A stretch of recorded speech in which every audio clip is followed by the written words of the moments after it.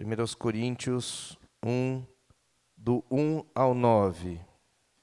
Diz assim a palavra do Senhor: Paulo, chamado pela vontade de Deus para ser apóstolo de Jesus Cristo, e o irmão Sóstenes, a igreja de Deus que está em Corinto, aos santificados em Cristo Jesus, chamados para ser santos, junto com todos os que em todo lugar invocam o nome de nosso Senhor Jesus Cristo, Senhor deles e nosso. Graça a vós outros e paz da parte de Deus, nosso Pai, e do Senhor Jesus Cristo. Sempre dou graças a meu Deus, a vosso respeito, a propósito da graça que vos foi dada em Cristo Jesus, porque em tudo fostes reconhecidos nele, em toda a palavra e em todo o conhecimento, assim como o testemunho de Cristo tem sido confirmado em vós, de maneira que não vos falte nenhum dom, aguardando vós a revelação de nosso Senhor Jesus Cristo, o qual também vos confirmará até o fim, para serdes irrepreensíveis até no dia de nosso Senhor Jesus Cristo. Fiel é Deus, pelo qual fostes chamados à comunhão de seu Filho Jesus Cristo, nosso Senhor. Amém.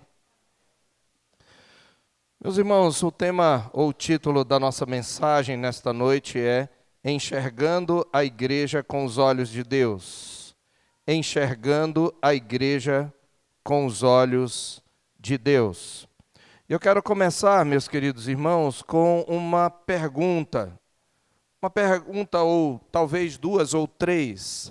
A minha pergunta é: como você vê a sua igreja? Como você a vê? Como você a define? O que o motiva a frequentá-la? Ou talvez o que o tem desmotivado a frequentá-la? O que o leva a frequentar uma igreja, a escolher uma igreja? Quais os fatores? Seja, meus irmãos, no caso de termos uma visão positiva, seja no caso de termos uma visão negativa, a nossa visão da igreja pode não ser uma visão bíblica, pode ser uma visão mundana, pode ser uma visão secular. Você pode ter, por exemplo, uma visão da igreja positiva, mas não baseado naquilo que ela de fato é por meio de Cristo, naquilo que ela é segundo a palavra de Deus. Alguém, por exemplo, resolve agregar-se a uma igreja por causa, talvez, da qualidade das suas relações sociais. É uma igreja acolhedora, é uma igreja que não procura julgar ninguém, talvez até uma igreja diante da qual não é exigido que você preste contas, e por isso você gosta dessa igreja. Este é um ponto importante de nós tentarmos entender, porque, de fato, meus irmãos, mesmo que esse seja uma visão positiva da igreja, não se trata de uma visão bíblica. Porque se eu apenas gosto da igreja pela forma ou pelo modo como eu me sinto, eu tenho um sentimento positivo, mas se esse sentimento positivo provém de uma visão antibíblica da igreja, o meu sentimento não é bom diante de Deus. Ele não é saudável diante do Senhor. E eu preciso ter isto em mente. Mas também quando eu tenho uma visão negativa da igreja, e isso é justificado porque eu não gosto muito do seu louvor, é um louvor muito monótono, ou talvez a pregação até é bíblica, mas eu não gosto muito da forma como o pregador fala. Alguma coisa desse tipo, quando nós agimos assim, nós não temos uma visão bíblica da igreja. Na verdade, é muito mais comum nós termos uma visão negativa do que positiva da igreja. Não é à toa que a igreja evangélica mais numerosa é aquela que é chamada a igreja dos desigrejados. Aqueles que não têm um compromisso com uma igreja local, que até gostam de frequentar. Alguns até numa gostam de frequentar porque gostam do louvor, que é muito bonito. Vão, de repente, no outro domingo, na outra, porque gostam da palavra. E numa terceira, porque é uma reunião de congraçamento, é uma grande reunião social. De uma forma ou de outra, meus irmãos, isto leva muitas pessoas a não terem um compromisso firme com a igreja. E a visão negativa é muito mais frequente. Na verdade, poucas coisas, poucas comunidades são tão fáceis de se criticar quanto a igreja. E poucas coisas são tão difíceis quanto amá-la como Deus a ama.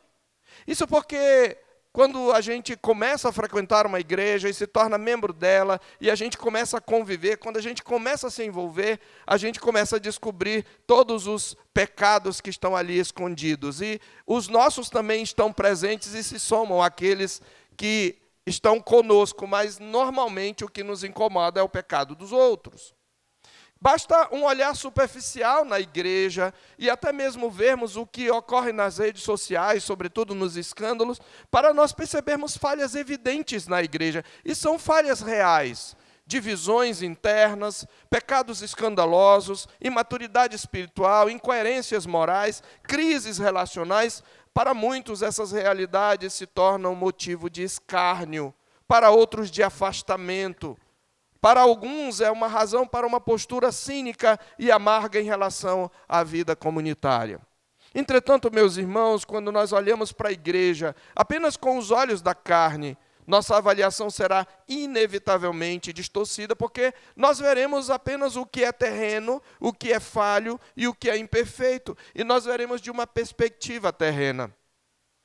Paulo diz em 2 Coríntios, capítulo 5, ali a partir do versículo 16, que o crente, a partir da sua nova vida em Cristo, não pode enxergar as coisas do mesmo jeito que ele enxergava.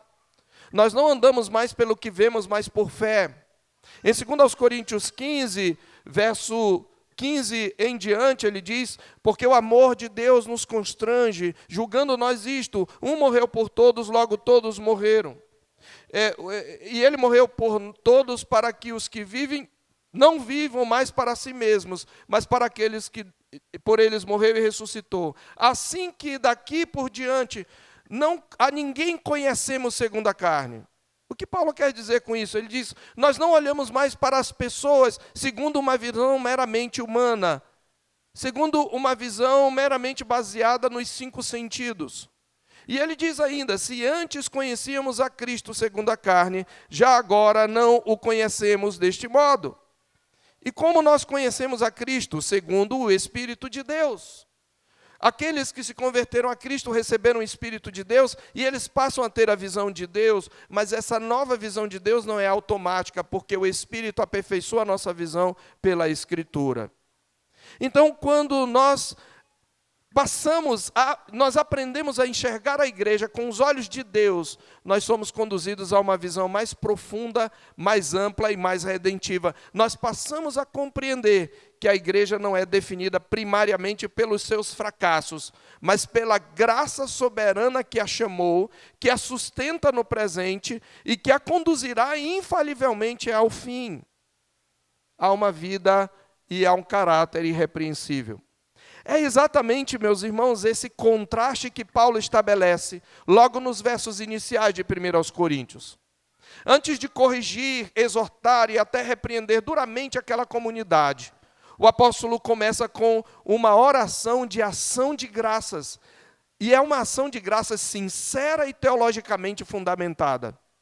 Isso não é por ingenuidade pastoral, não é por romantização da realidade. Trata-se de uma convicção profundamente enraizada no Evangelho. Paulo, nesta introdução, nos ensina que a igreja deve ser avaliada não apenas à luz da sua condição atual, e visível, mas sobretudo à luz da sua identidade em Cristo e do propósito eterno de Deus revelado na história da redenção.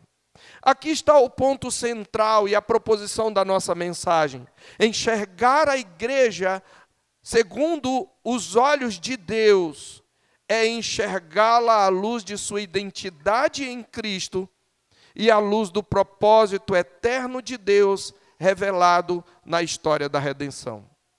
Essa postura apostólica, irmãos, ela vai confrontar tanto o nosso espírito crítico destrutivo, quanto o idealismo ingênuo. Ela nos chama a um olhar mais maduro, mais bíblico e mais cristocêntrico sobre a igreja. Então, enxergando a igreja com os olhos de Deus, é uma mensagem interessante para se começar esta nova série de 1 Coríntios. Eu ainda não sei como intitulá-la, porque encontrei tantos títulos bons que estou quase a imitar. Há um comentário popular sobre a igreja de Corinto. O reverendo Augusto Nicodemos escreveu um comentário, e o título do comentário é Uma Igreja Complicada. Esse é um título excelente. E é isso mesmo, uma igreja complicada. Mas eu conheci um outro comentário anterior ao dele, que vai nos ajudar ainda melhor no que diz respeito a nós nos vermos como num espelho. O título é Uma Igreja como a Sua. Ou talvez uma igreja como a minha. Escolha o que preferir. Pode ser que eu não decida nenhum título, mas a gente vai ter que colocar uma série lá. Mas é exatamente isto que a igreja de Corinto era. Uma igreja complicada, uma igreja problemática. Se eu fosse escolher uma igreja para pastorear, certamente a igreja de Corinto não estaria na minha lista. Porque era, sem dúvida, uma das comunidades mais problemáticas do Novo Testamento. Poucas igrejas receberam correções tão diretas, tão variadas, tão extensas quanto esta. Paulo não minimiza os seus pecados, ele não idealiza, ele não romantiza. Ao contrário, ele expõe esses pecados, como nós veremos ao longo das exposições do Oravante, com clareza e autoridade apostólica. Rapidamente contextualizando, essa igreja era uma igreja dividida em grupos. Esse é o primeiro problema que Paulo ataca, e ele leva 4 capítulos para tratá-lo, de tão dividida que ela estava. E essa divisão era por causa de um certo personalismo. Cada um tinha a personalidade de sua preferência. Personalismo e soberba intelectual. Eles se baseavam muito mais na retórica daqueles que eram de sua preferência, que, diga-se de passagem, eram homens de Deus, não eram charlatães. Paulo, Pedro, Apolo. Alguns, até para não entrar em nenhum grupo, criavam o grupinho de Cristo. Eu sou de Cristo. Veremos isto, se Deus permitir, na próxima mensagem. Mas era uma igreja fragmentada em grupos que se orgulhavam de seus líderes preferidos, como se o evangelho fosse um campo de disputas pessoais. Era também uma igreja, em segundo lugar, frouxa na disciplina, tolerando pecados graves, sem qualquer zelo pela santidade. Vemos isso no capítulo 5, um homem que possuía a sua própria madrasta numa relação incestuosa, e Paulo diz, vocês inclusive estão se jactando disso, vocês estão se gabando da sua tolerância para com o pecado, e não tratam e não trazem disciplina. Era uma igreja tolerante à imoralidade. Não é que todos eram imorais, mas havia práticas explícitas e justificativas teológicas equivocadas. Havia, por exemplo, alguns que inclusive frequentavam o templo de Afrodite. Paulo combate isso em 1 Coríntios 6, de 12 a 20. Era uma igreja também litigiosa, ela também tinha algumas disputas que iam parar na justiça comum, preferindo tribunais seculares à resolução piedosa de conflitos entre irmãos. Isso é tratado no capítulo 6, verso 1 até o verso 11. Ainda, você acha pouco?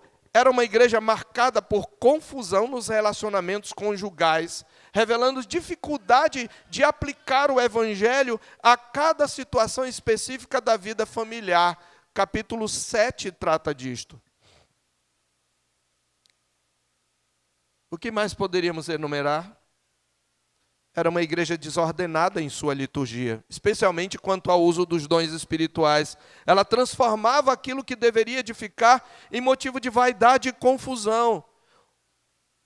Havia confusão levantada por um grupo de mulheres, havia confusão porque tinha gente que se embriagava na ceia, havia confusão porque os que tinham dom de línguas queriam ser melhores que os de profecia e vice-versa, e julgavam a espiritualidade pelo grau de sobrenaturalidade do dom. Era uma confusão. Paulo aí também leva um bom número de capítulos, do 11 ao 14, para tratar disso. E por fim, era uma igreja deficiente em sua doutrina. Sua escatologia era bem deficiente, sobretudo quanto à ressurreição dos mortos, que é um ponto central da fé cristã, e Paulo escreve o capítulo 15 para tratar disso.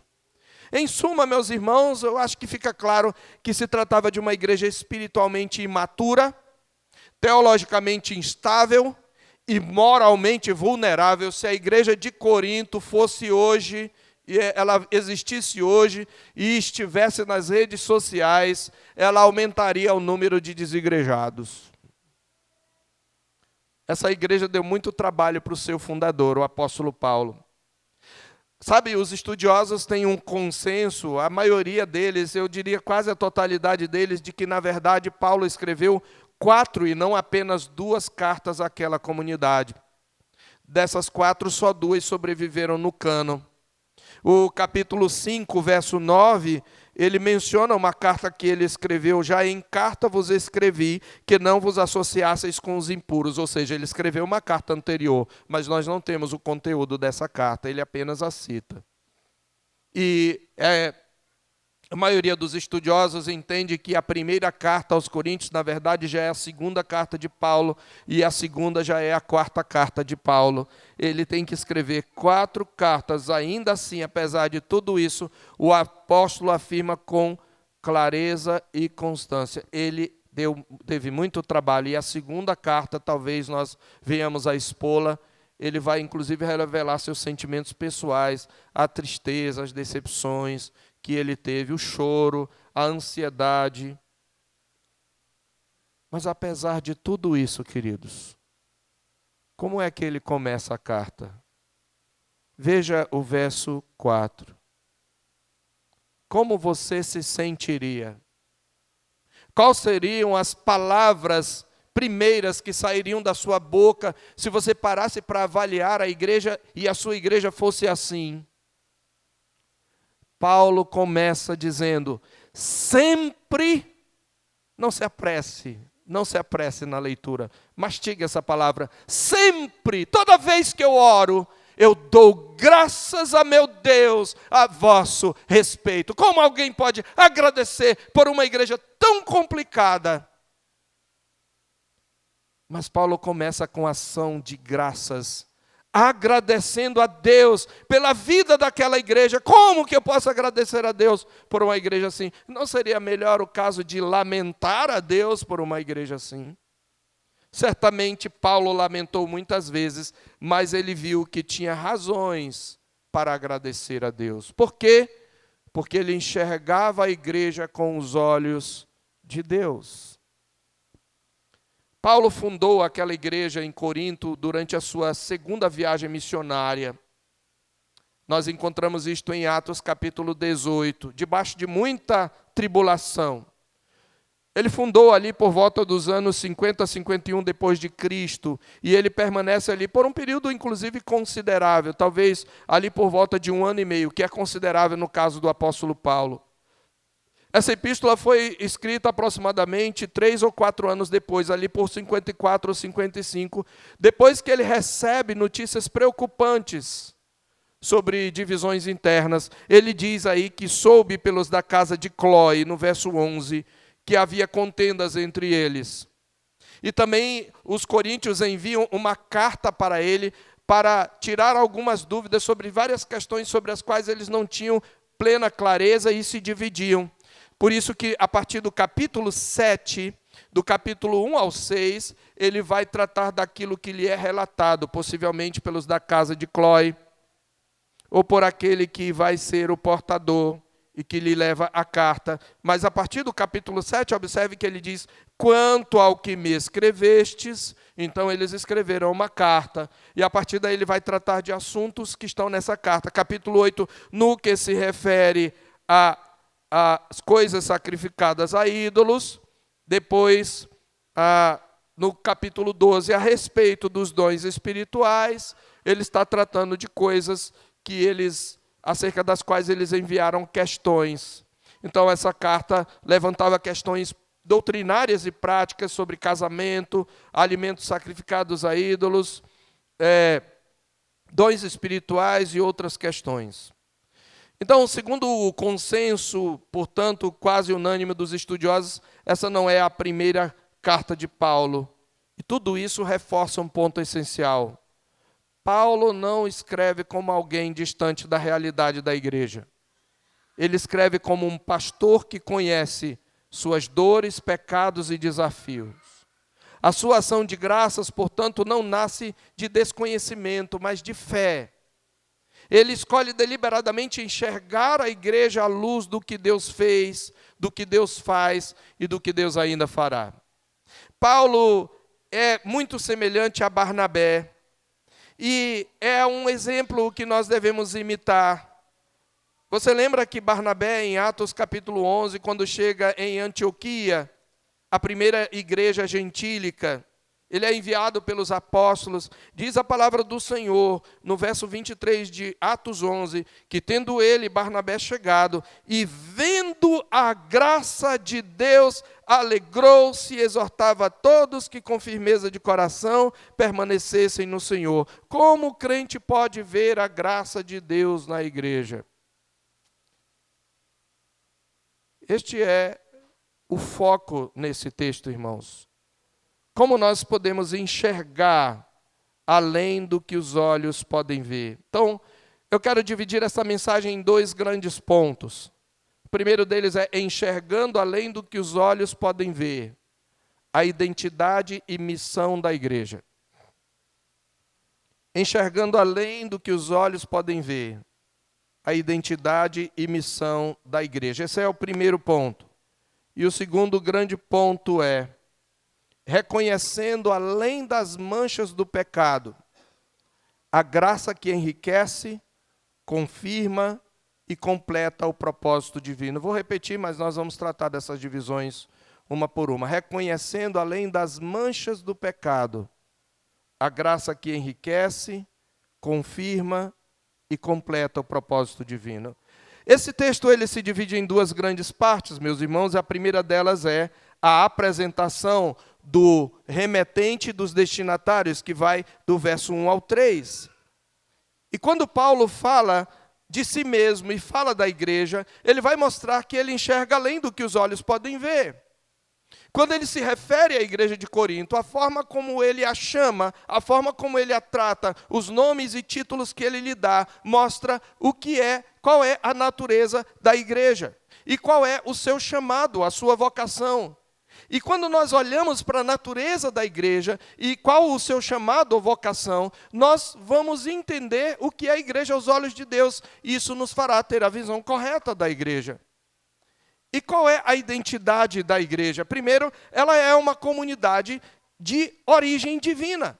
Ela foi divinamente originada. Ela não é uma comunidade originada por homens. Veja, ele diz, Paulo, chamado pela vontade de Deus para ser apóstolo de Jesus Cristo. Eu vou voltar a esse verso 1.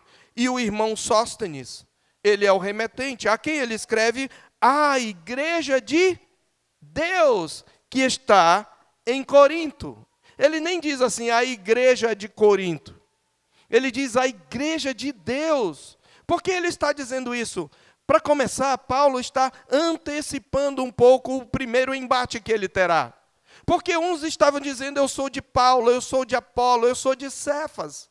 Mas ele começa dizendo, vocês não são de Paulo, vocês não pertencem a Apolo, vocês não pertencem a Pedro, vocês pertencem a Deus, porque vocês se originaram em Deus. A expressão de Deus aponta primeiro para a origem divina. A igreja nasce, irmãos, de Deus. Sim, esta comunidade de pecadores problemáticas, ela nasce da ação regeneradora de Deus, o Espírito Santo, por meio do Evangelho de Jesus Cristo, aplicado por esse Espírito e pela redenção que há em Jesus. É Deus quem dá origem à igreja. Ela é uma comunidade, portanto, sobrenatural.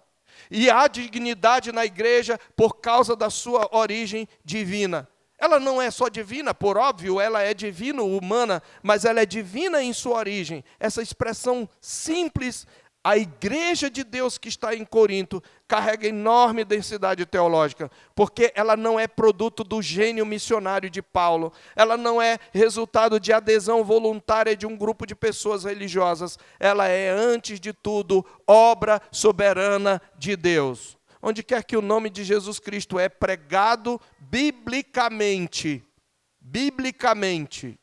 porque quando Cristo sai do fundamento, aquilo não é igreja, é seita. Mas onde o evangelho de Cristo é pregado biblicamente, por mais que seja uma igreja problemática, esta é uma comunidade de origem divina. Então, ao afirmar que a igreja é de Deus, Paulo desloca o centro da identidade e da autoridade. A igreja é chamada, ela pertence ao Senhor. Não só isso, ela não só tem origem divina, mas ela pertence ao Senhor. Ela foi chamada por Ele, ela existe para Ele, ela deve responder a Ele. E essa verdade confronta diretamente o espírito faccioso dos coríntios, que elevavam líderes humanos a posições indevidas, transformando ministros em bandeiras ideológicas. Aqui já se estabelece, meus irmãos, um princípio fundamental. Quem entende a origem divina da igreja, aprende a lidar com suas imperfeições sem arrogância e sem desprezo. Quem entende a origem divina da igreja, aprende a lidar com suas imperfeições sem arrogância e sem desprezo. Eu vou além. Quem veio de manhã, nós começamos a série de educação de filhos, nós começamos aplicando à família o texto de Romanos 8, 28, que diz que todas as coisas cooperam para o bem daqueles que amam a Deus, daqueles que são chamados segundo o seu propósito, não é? E nós destacamos que a família é para nós um instrumento divino de santificação, porque os próprios conflitos, frustrações e decepções são usados por Deus para nos moldar. Pois, meus irmãos, a mesma coisa se diz da igreja. Deus usa até os defeitos uns dos outros. Deus colocou alguns tipos de pecadores juntos para tratar os pecados deles. Então, até mesmo em seus defeitos, a soberania de Deus atua na igreja. Ela é de origem divina. Nós não escolhemos nossos irmãos, Deus escolheu. Isto é muito importante. Mas ela não é só uma comunidade de origem divina. Ela também é uma comunidade apostólica. A igreja é uma comunidade apostólica porque ela é edificada sobre o fundamento dos apóstolos e profetas, tendo Cristo Jesus como a pedra angular. Paulo fala isso em Efésios 2, verso 20. Ele diz, logo já não sois estrangeiros e peregrinos, mas concidadãos dos santos, e sois da família de Deus, edificados sobre o fundamento dos apóstolos e profetas. O que torna uma igreja de verdade é que ela é fundamentada naqueles mensageiros autorizados de Deus, os apóstolos e profetas, e tem em Cristo a sua principal pedra, a pedra de esquina. E onde nós encontramos isto? Exatamente é onde nós voltamos ao verso 1. Paulo escreve à igreja não como um irmão qualquer, mas ele escreve como aquele que foi chamado pela vontade de Deus para ser apóstolo de Jesus Cristo. Paulo é aquele chamado como fora de tempo, como ele vai falar em 1 Coríntios 15, mas ele é um mensageiro autorizado. Essa palavra apóstolo é um enviado autorizado, cujas palavras procedem daquele que o enviou e tem a mesma autoridade daquele que o enviou. As palavras dos apóstolos, elas tinham igualdade de autoridade das palavras escritas de Cristo. Isso é verdade, irmãos. Entendam o que eu estou dizendo. A autoridade de Cristo é maior que a dos apóstolos, porque a autoridade de Cristo é inerente. Ele é Deus, ele é revelação. A dos apóstolos é derivada. Porém, quando os apóstolos escreveram, quando eles se pronunciaram, era o Espírito de Cristo falando neles. Então é o mesmo Cristo que está falando aqui. E quando Paulo diz, Paulo, chamado pela vontade de Deus, ele está dizendo, olha, eu não fui chamado por homens. Eu não me tornei apóstolo por vontade própria. Eu fui chamado para ser apóstolo e eu fundei esta igreja. No capítulo 3 ele vai dizer isto. Vamos ligar com isto para trazer a base do nosso ponto. No verso 10 ele diz, segundo a graça de Deus que me foi dada, lancei o quê? O fundamento, como prudente construtor. E outro edifica sobre ele. Porém, cada um veja como edifica, porque ninguém pode lançar outro fundamento além do que foi posto, o qual é Jesus Cristo. Então, a igreja de Corinto era uma igreja apostólica, era uma igreja edificada sobre o fundamento dos apóstolos. Os apóstolos não estão vivos hoje, mas deixaram as Escrituras. E é exatamente a igreja que é fundamentada nas Escrituras, é uma igreja apostólica. Em terceiro lugar, ainda dentro desse ponto da natureza e identidade, a igreja é uma comunidade santificada em Cristo. Ela é chamada de comunidade dos santos. Olha como ele os chama no verso 2, a igreja de Deus, que está em Corinto, aos santificados em Cristo Jesus. Ele 2 vezes menciona a palavra santo aí. Eles são primeiramente santificados em Cristo Jesus. É isto que ele vai dizer. Mas como que um grupo tão problemático pode ser santificado? O segredo, irmãos, é a expressão em Cristo Jesus. Nós somos pecadores e a nossa santificação tem 2 aspectos, por isso que nós precisamos estudar a doutrina. A santificação tem um aspecto que é definitivo. O que é o aspecto definitivo? Primeiro, o Senhor retirou a culpa dos nossos pecados pela justificação. Ele nos vê como justos. A justiça de Cristo foi imputada a nós pela fé. Aí está a doutrina da justificação pela fé. Mas, antes de nos convertermos, o Senhor também nos regenerou. E o que é a regeneração? É aquele ato soberano pelo qual o Espírito Santo implanta a vida no coração do pecador morto. No qual ele tira o seu coração de pedra e lhe dá um coração de carne. E implanta nele uma natureza santa e uma santa disposição, que agora vai ser capaz de se voltar para Deus. Essa santa disposição, a regeneração é o princípio da santificação e é definitivo. A nova criatura que há em nós é santa, o novo homem é santo. Então, e como é que nós podemos ser chamados de santos? Por causa da união com Cristo. Cristo é tão santo que a santidade dele absorve, ela anula ou ela cobre os nossos pecados. Mas a santificação também tem um aspecto progressivo. Nós ainda não fomos totalmente libertos do poder do pecado. Nós estamos em um processo de aperfeiçoamento. E Paulo ele fala dos dois aspectos da santificação. Na santificação definitiva, porque estamos em Cristo Jesus, nós já estamos santificados. Mas na santificação progressiva, nós somos chamados para ser santos, diz o verso 2. Ou seja, nós somos chamados para viver na prática aquilo que somos em Cristo.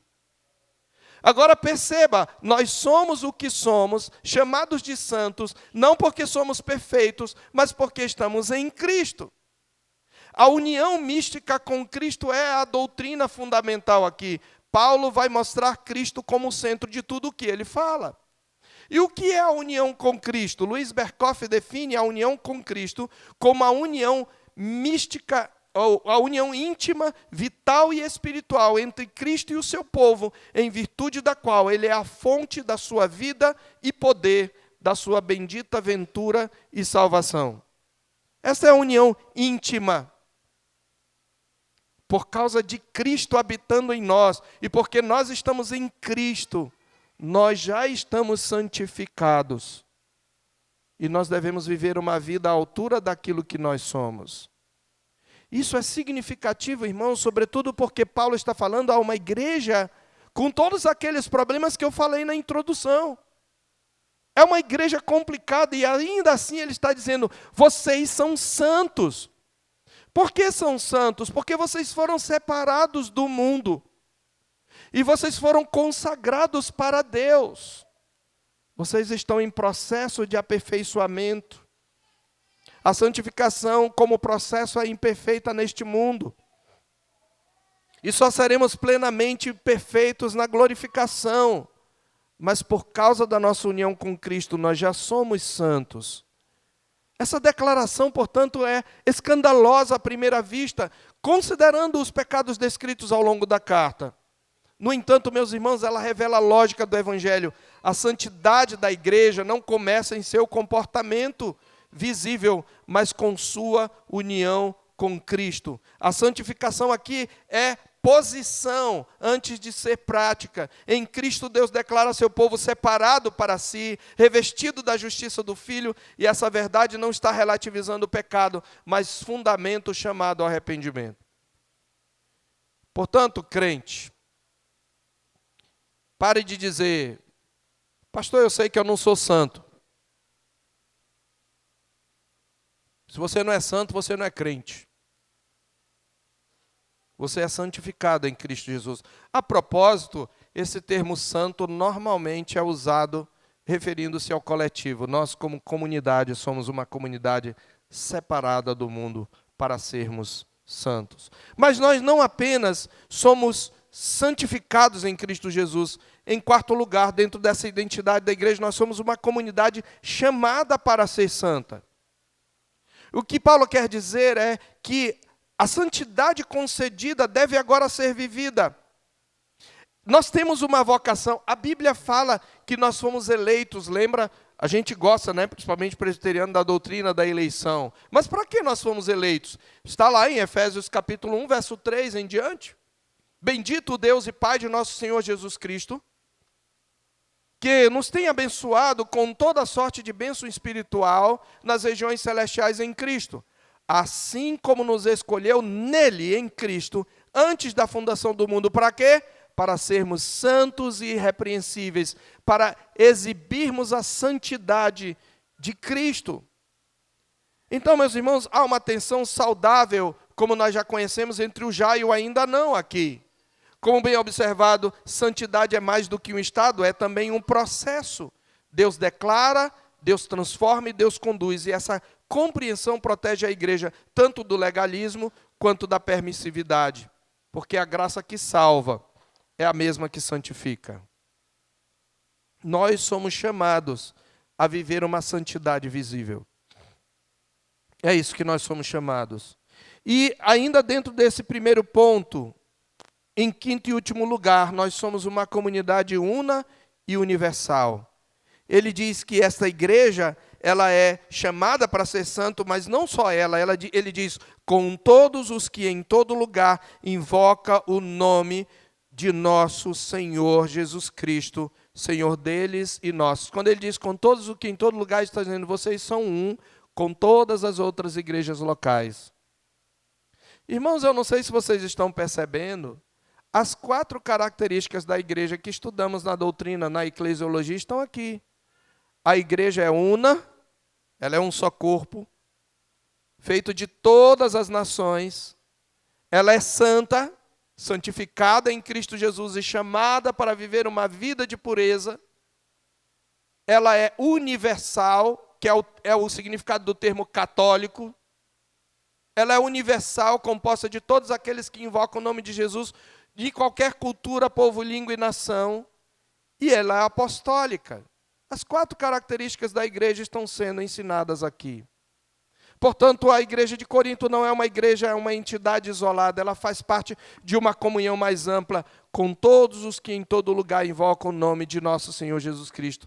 Isso relativiza, inclusive, as suas disputas locais e amplia a sua visão. A igreja local só é corretamente compreendida quando vista como expressão concreta da igreja universal. Cristo é o Senhor de todos e a sua igreja transcende culturas, tempos e fronteiras.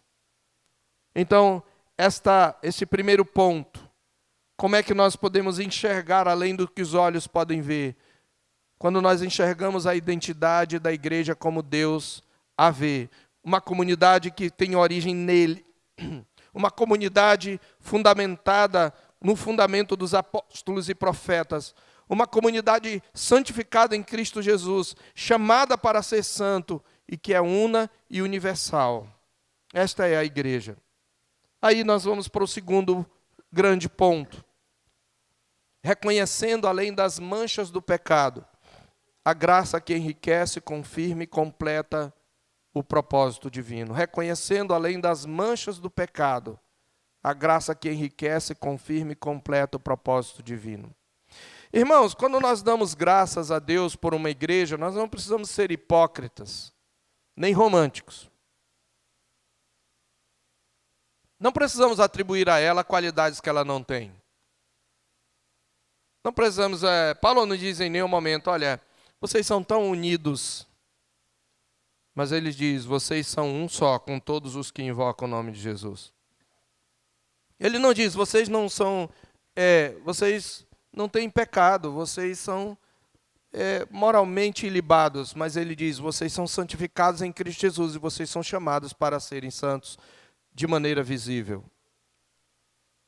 Então, pelo que ele vai dar graças? Ele não dá graças pelo que a igreja é em si. Veja pelo que ele dá graças. Ele diz, sempre dou graças a meu Deus a vosso respeito, a propósito da sua graça que vos foi dada em Cristo Jesus. O centro da ação de graças não é a igreja em si, irmãos, mas a graça de Deus atuando nela. Essa graça de Deus não é abstrata, ela se manifesta de forma concreta e eficaz. Irmãos, por pior que seja uma igreja, e veja, eu estou falando de igreja, não de seita. Estou falando de igreja. Por pior que seja uma igreja, a graça de Deus está nela.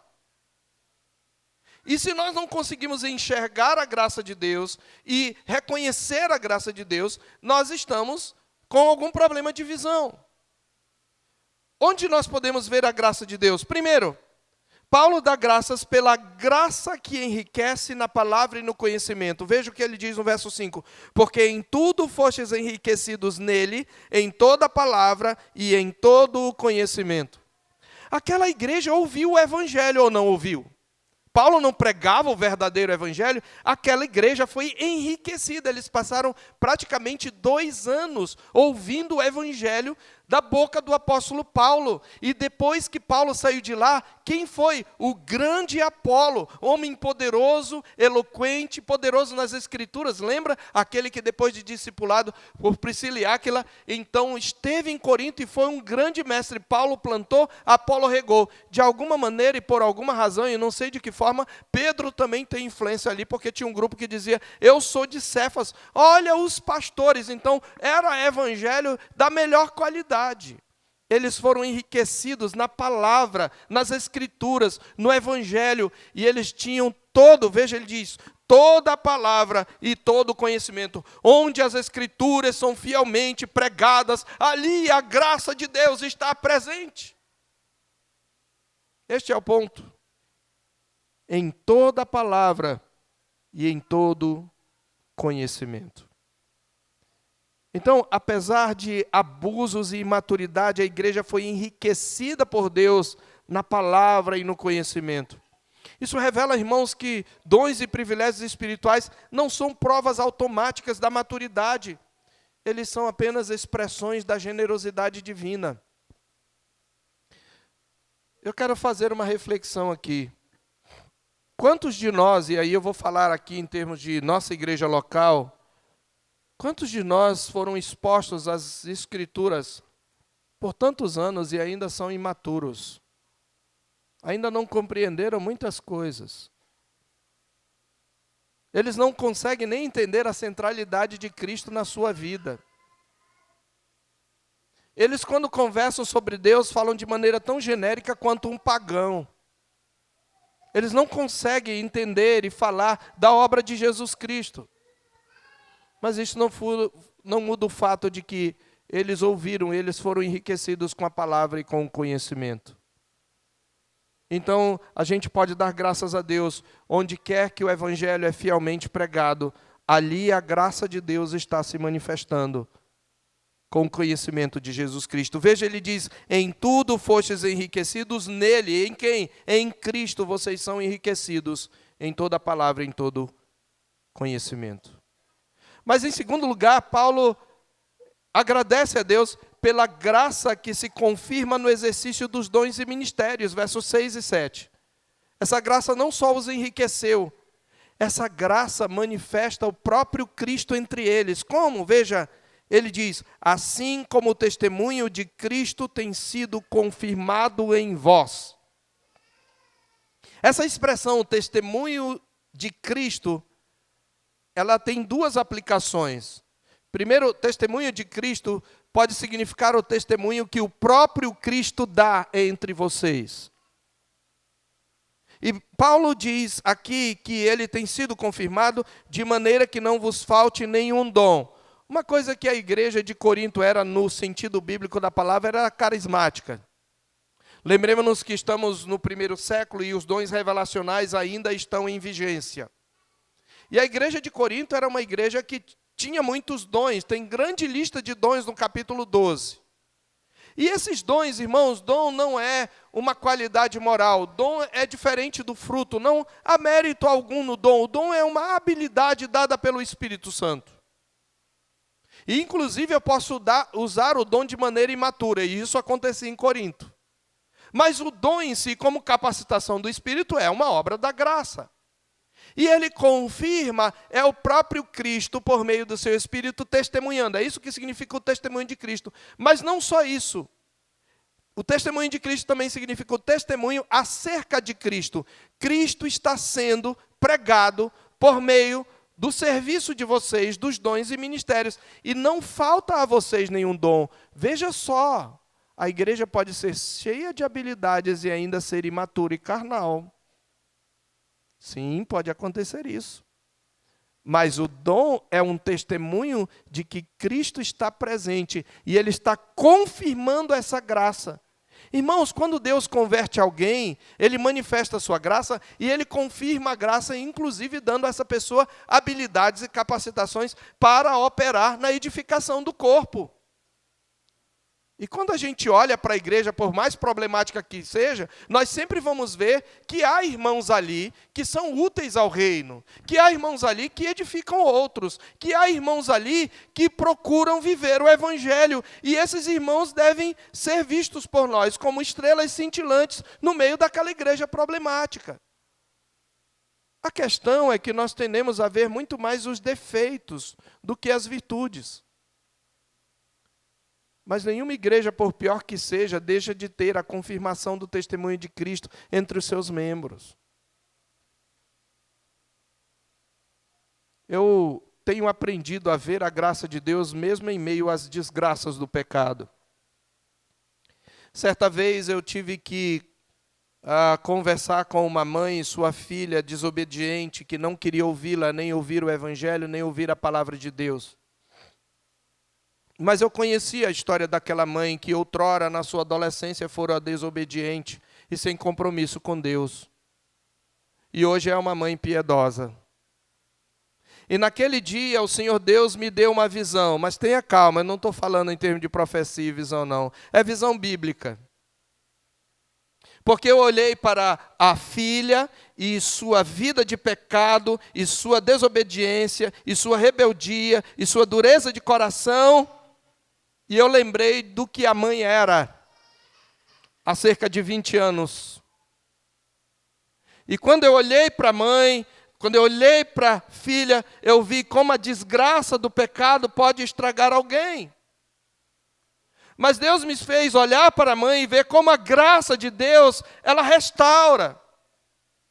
E naquela noite, depois de várias conversas com a filha, eu não me dirigi à filha em nenhum momento, eu me dirigi à mãe e quis dizer, eu não vou falar com sua filha, ela já ouviu o Evangelho, se ela não for de Deus, é entre ela e Deus, e se ela for de Deus, ela vai voltar um dia. Mas eu quero dizer para você que nesta noite, eu estou feliz em olhar para você e ver uma mãe piedosa que está chorando por causa do seu compromisso com Cristo. E quando eu lembro quem você foi, eu vejo como a graça de Deus pode transformar. Por isso não desanime, a graça que te transformou pode transformar a tua filha. Percebe como a visão da graça de Deus muda até a forma como a gente vai tratar o pecado? Irmãos, a graça de Deus se confirma no presente, na igreja. E só quem não quer ver, só quem fechou o coração não consegue ver. Paulo diz, o testemunho tem sido confirmado. E ele não só diz isso, mas ele diz também que o qual também vos confirmará, no verso 8, 2 vezes ele usa o verbo confirmar, e esse verbo confirmar assume aqui um papel central. Deus confirmou o testemunho de Cristo entre eles. No Novo Testamento, esse verbo confirmar carrega a ideia de algo quase judicial, como um documento legal. A ideia de tornar algo firme, confiável e incontestável, como uma escritura pública, por exemplo. É Deus quem autentica o Evangelho, quem sustenta o testemunho e quem preserva a verdade. E isso tem implicações profundas, porque a fé que o crente tem não repousa em sentimentos subjetivos, mas em uma confirmação objetiva em Cristo. O Evangelho, irmãos, não é uma mensagem em evolução, mas é um depósito fixo, perfeito, completo. E a missão da igreja depende da ação soberana de Deus. A perseverança da igreja está enraizada na mesma graça que iniciou a obra. E o discernimento doutrinário exige fidelidade à mensagem apostólica confirmada.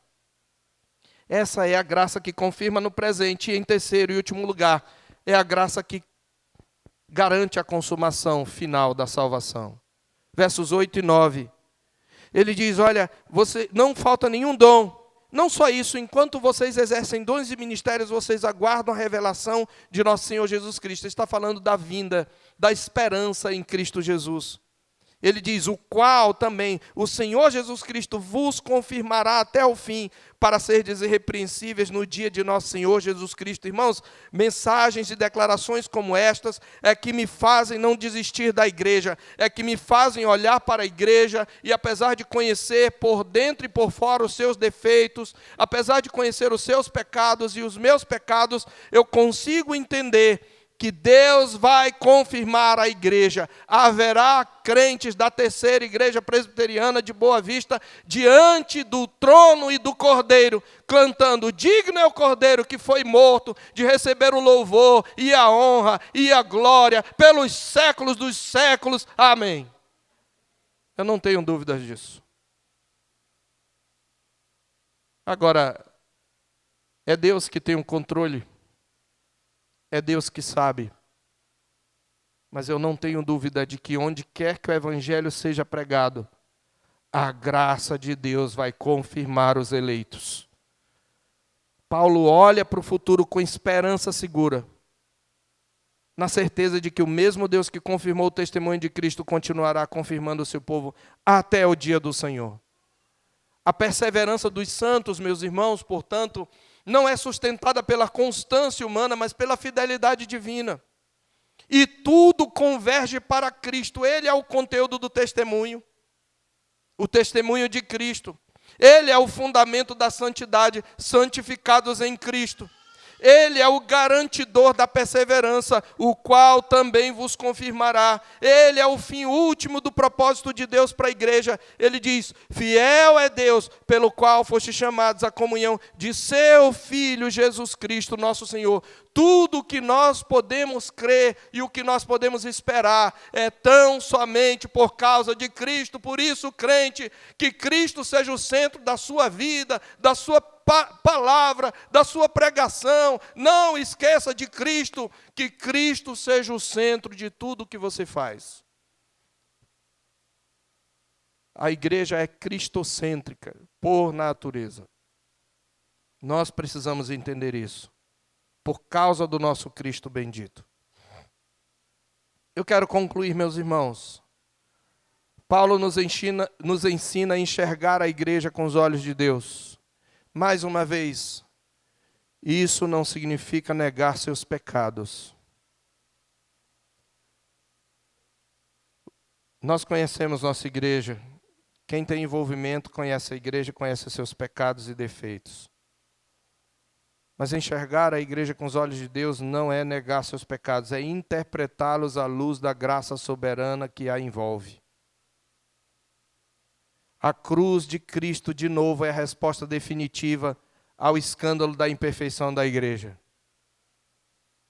Porque na cruz de Cristo Deus salva, Deus sustenta e Deus aperfeiçoa um povo falho, não porque ele seja digno, mas porque Cristo é fiel. Quem aprende a olhar a igreja assim, irmãos, não a abandona facilmente, não a idealiza ingenuamente, nem a destrói com críticas amargas. Quem aprende a enxergar a igreja com os olhos de Deus, aprende a servi-la com humildade, esperança e amor perseverante. Como você vê a igreja? Você que está presente aqui, qual é o seu compromisso com uma igreja local? Você é um mero frequentador? Aquele que enxerga a igreja com os olhos de Deus assume um compromisso inegociável com ela, porque entende o que ela é em Cristo. Eu então fecho com algumas aplicações em forma de exortações. Meu irmão, minha irmã, aprenda a amar a igreja com os olhos da graça. Aprenda a olhar a igreja com os olhos da graça. Aprenda a enxergar a graça de Deus no meio de pecadores como nós. Lembrando que Deus não desistiu dela, nem desistirá. E cuidado quando você falar mal da igreja, você está falando mal da noiva. Você gostaria, você que é casado, se alguém xingar a sua noiva, você vai gostar? Ou a sua esposa? A igreja é noiva de Cristo. Irmãos, uma das maiores tentações do pastor é de falar mal da igreja de Cristo, porque ele conhece os defeitos dela. E é uma das minhas principais orações: Senhor, eu não quero nunca olhar a igreja com amargura. E nem que minha família a olhe com amargura, mas que a veja como ela é. A noiva amada de Cristo, por quem Ele deu a vida. Aquela que Ele está preparando para apresentar igreja gloriosa, sem mácula, nem ruga, nem coisa semelhante, porém santa e sem defeito, que vai descer do céu ataviada para o seu esposo. Essa comunidade de pecadores é a igreja do Deus vivo. Aprenda a amá-la com os olhos da graça. Segundo, submeta sua avaliação da igreja à palavra de Deus e não apenas suas experiências pessoais e percepções momentâneas. Aprenda, submeta sua avaliação da igreja à palavra de Deus e não apenas as experiências pessoais e percepções momentâneas. Você pode ter sido ferido da igreja. Você que foi ferido, você que foi decepcionado, está com o coração magoado, não se baseie na sua mágoa, baseie-se na palavra de Deus. Exerça o perdão, trate do problema. Terceiro, confie mais na obra confirmadora de Deus do que em seus sentimentos espirituais, especialmente em tempos de crise. Seus sentimentos e os meus sentimentos são inconstantes. Quarto, sirva a igreja com humildade e paciência. Sirva a igreja. Você não tem como servir a Deus sem servir a igreja, irmãos. Eu posso até servir a igreja sem servir a Deus, mas não tem como servir a Deus sem servir a igreja. Sirva a igreja com humildade e paciência, consciente de que ela pertence a Deus e está em processo de santificação. E por último, viva com esperança escatológica, certo de que aquele que chamou a igreja é fiel para confirmá-la até o fim. Fiel é Deus, pelo qual foste chamados à comunhão de seu Filho Jesus Cristo, nosso Senhor. Amém. Oremos. Louvamos o teu nome, ó Deus, pela forma como o Senhor nos mostra a glória de Cristo na igreja. Ajuda-nos a entender, ó Deus, que não podemos amar a Cristo e odiar a sua noiva. Que não podemos dizer que temos compromisso com Cristo se não temos compromisso com sua comunidade. Ajuda-nos a enxergar a igreja não pelos nossos sentimentos e não simplesmente pelos seus defeitos, mas por aquilo que ela é em Cristo. Porque o Senhor está nela, o Senhor habita nela. O Espírito Santo faz dela o santuário do Deus vivo. Portanto, ajuda-nos a olhar a igreja com mais reverência e com mais santo temor e com mais cuidado e com mais zelo. E ajuda-nos a sermos gratos a Ti pela igreja, como Paulo que disse, sempre dou graças a Deus a vosso respeito. Dá-nos olhos para enxergar a Tua graça na igreja, para que nós, ó Deus, possamos ser membros que tragam edificação, que reflitam o caráter de Cristo e o amor de Cristo pela Tua igreja. Possamos ser úteis à edificação do Teu corpo, para o louvor da Tua glória. Nós Te pedimos e agradecemos, em nome de Cristo, nosso Senhor e Salvador. Amém.